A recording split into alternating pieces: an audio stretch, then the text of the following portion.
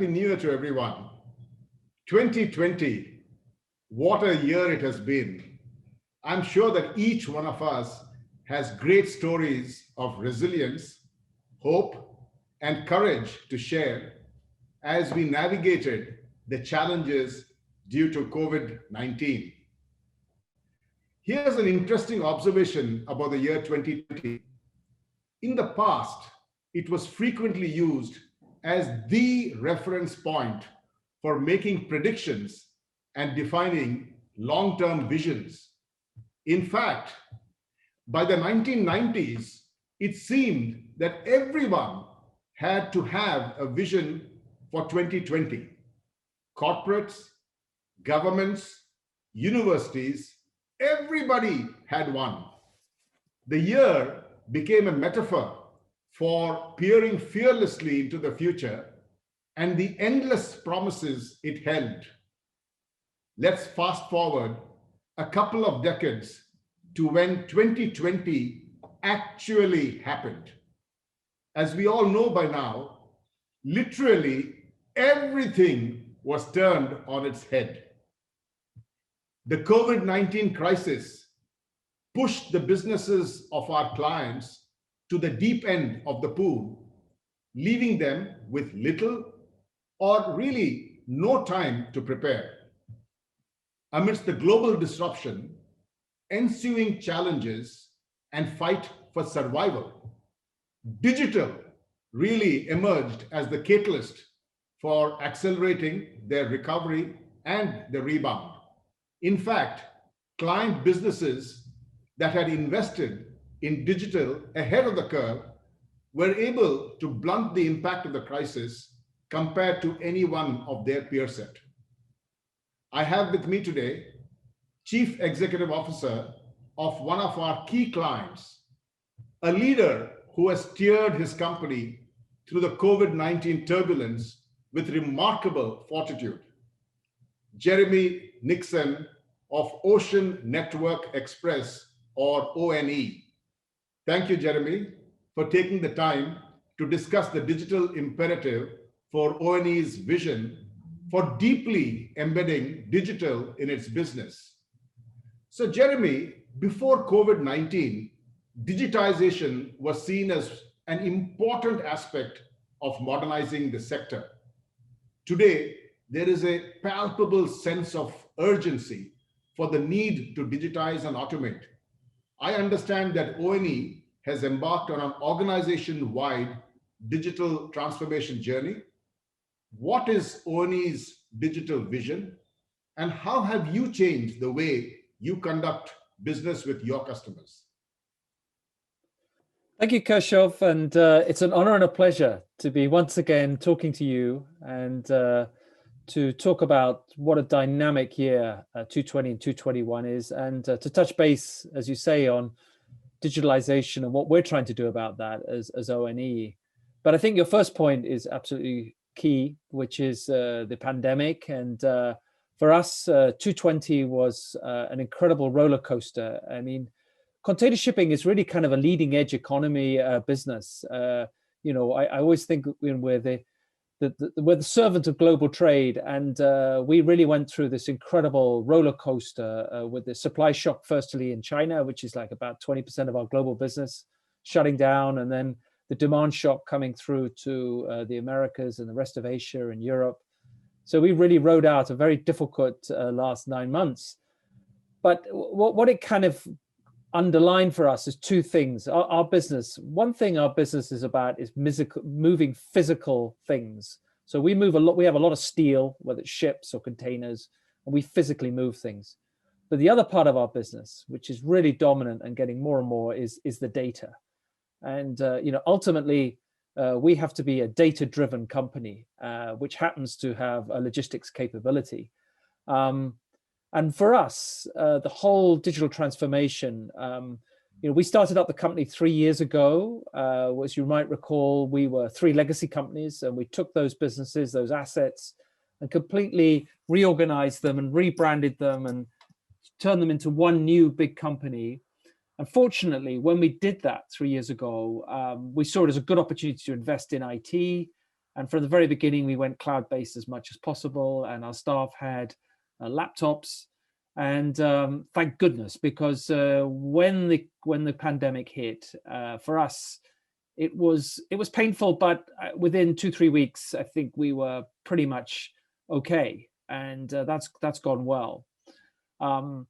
But now, during the last 5-6 months, we've also been having another look at our enterprise architecture as a company, looking at digital transformation from a people standpoint, a process standpoint, a system standpoint. And ultimately for us, digital transformation, the key part of that is to deliver superior customer service. That's ultimately what we need to do. That's our ultimate differentiator. And so we've embarked on this journey to improve our data-driven enterprise capabilities, operational excellence in terms of our IT platform, and really critically looking at our sales and customer service operating model from an end-to-end e-commerce platform standpoint. So we've been working on all three of those pillars over the last 6 to 9 months, and we're making good progress, and we'll be bringing quite a lot of these changes to market over the next 6 to 9 months. And thank you so much for your very strong contribution as well in supporting and helping us with a lot of that digitalization journey. Well, Jeremy, we are really excited to be a part of O&E's digital transformation initiatives. In fact, WNS has been enabling clients' digitalization agendas by leveraging our digital ecosystem that is supported by strategic partnerships, a future-ready talent pool, and unique digital accelerators. We'd like to hear your thoughts around digital O&E, which is one of your key root projects. Indeed, Keshav, and we've had a long association with WNS, both during our legacy times and as O&E. And WNS provides a lot of very key support to us in our shared service centers, in providing us with the data processing management, particularly around the export production side of our business, and also the container tracking side of our business. And we moved that journey initially, some time back into the back office or shared office centers with that data, and moved that away from a lot of our frontline activity, and we work together on that collaboration. And now, particularly, we want to speed up the processing of the data and improve further the accuracy of that data. And so the area that we've been trying to do that is through robotics, robotic process applications, RPA, and really we turn to WNS as a leading company to support us and assist us on that journey. And we've been working together now over the last 18 months, and your team has done a great job in terms of showing us the best practice and working alongside us, looking at the innovation that we could get out of RPA, and looking at some of the processes that we could flip onto RPA. And so we're doing that together. We have about 140 bots up and running at the moment. We hope to have about 200 by Q1. And for us, this is really good because it's actually the data is so critical to our business. And yet, we can't add a lot of value add on the data in terms of the input into the system. And by being able to do this with WNS and with our bots, we can hand over a lot of that kind of very important but mundane type processes and concentrate really more on the exception management side. And when you take our business, we're moving about 12 million containers a year. We're covering 200 different ports in the world. And operationally, generally, we're running at about 85-90% schedule integrity as a company. But because of the COVID issues and the pandemic, the landside operations globally have really been challenged, and ports have slowed down, terminals have slowed down, landside infrastructure has slowed down. And we don't just move the container port to port, we actually move it from inland point to inland point. So actually the whole schedule integrity or robustness of the container shipping industry, we've noticed in the last 4 or 5 months, we're all as an industry down at about 20% schedule integrity at the moment because of so much disruption.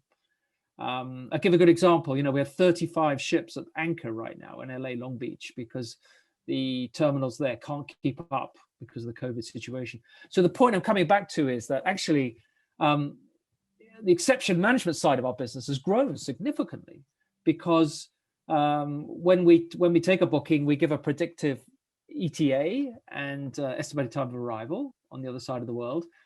But great majority of the times now, those ETAs are not possible because of the operational landside operation. So it is all about managing exceptions and getting that data updated as fast as possible when a delay happens or something changes. So, for us to have a superior customer-driven experience, we really need very good quality data and fast updating of that data. And the RPA journey has been really positive and helpful in that regard. Really fascinating, Jeremy. It's always humbling to hear firsthand experiences around our engagements from clients like you. And I just want to understand, how do you envisage WNS's role evolving as we fast forward into this digital era? Well, I think it is a journey, Keshav, and we were on that journey together. And if we go back, 5, 6, 7 years ago, when we were looking at just moving processes from the frontline offices, our frontline offices, to the offshore offices, the shared service centers with yourselves, that was for us, quite an interesting process. And it was about, moving something directly out of our control and across into a shared team approach. And, once we saw that went really well and, went smoothly, and also had the ability to flex up and flex down in line with the volumes of the business. And our business is actually very seasonal. And, our booking production or flexes up and down hour by hour or day by day and certain times of the year. So we went on that journey together, and we looked at also making sure that we had the redundancy built in, the backups built in, to ensure that if we have any operational difficulties at any location, we can back each other up and help each other through that. And that's also very critical, as we've learned, with the issues in and around weather-related problems in certain parts of the world, or whether it's cybersecurity, etc. So we worked on that partnership together. And then we then said, well, look, can we process this data faster, and can we automate the data the process of inputting? And that's really where we then work together on the RPA journey to input a lot of this data in many different ways. And that journey continues. And we've put these bots into this particular process. And now we say, hey, well, why can't we look at it doing it here? So we're still, I think, widening the scope and the range of how RPA can be implemented. And I'm sure that journey will continue together. And then the third area now is more around, AI and looking at big data and how we can be more predictive in the future. So if we can try to predict changes in booking demand or in weather systems or whatever, that's really very useful for us. We still spend an enormous amount of money moving empty containers around the world as well as full containers. And so if we can improve our AI and our machine learning, we can shave off tens of millions of dollars in terms of cost by being more efficient. And then there's the the sort of knowledge-based processes, which are more value add, which again may be an area where we can work together and say, well, look, it's not all just about the data, but it's actually about some of the value-added processes that we're handling today also in our onshore teams, and looking at whether some of those could also be moved into the shared service environment together. So there's a lot going on, and the level of technology is accelerating, and the digitalization is accelerating, and we're transitioning really from a kind of logistics company that happens to have some digital capability more and more towards becoming a digital driven company which has a logistics ability, and it's a big journey together. Jeremy, just one final question from me, since I have you here. Is there any change that you had to make as a leader yourself during this pandemic personally? Could you share some details?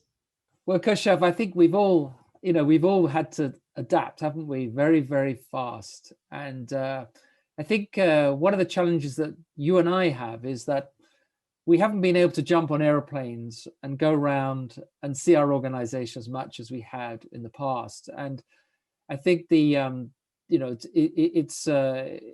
really important to get in and see our staff and be able to do those town hall meetings and basically walk the floor, with that kind of Gemba type approach that we talk about a lot here with our Kaizen and stuff. And so one just has to communicate more through videos like this. And actually, what I've learned is that in some ways your productivity goes up, because when you and I are traveling, there's a lot of downtime in and around that travel experience, and not to mention some of the tiredness we get and whatever.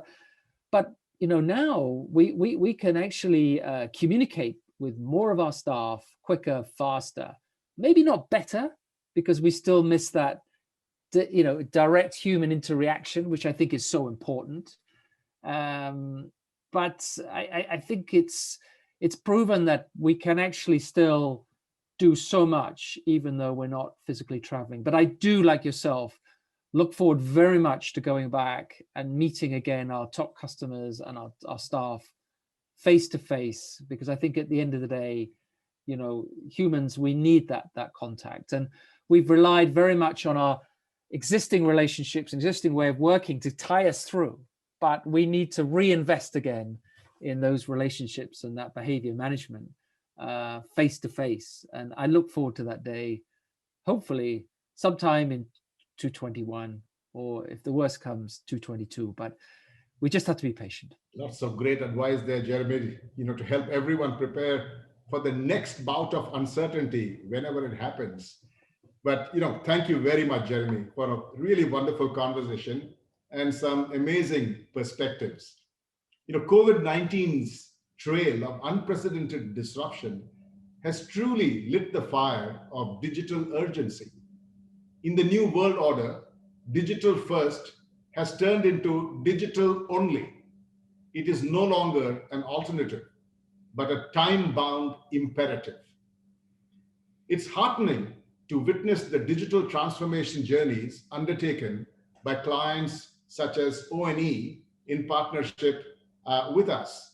Together, we remain focused on co-creating business transformation led by digitization, automation, analytics, and cognitive intelligence.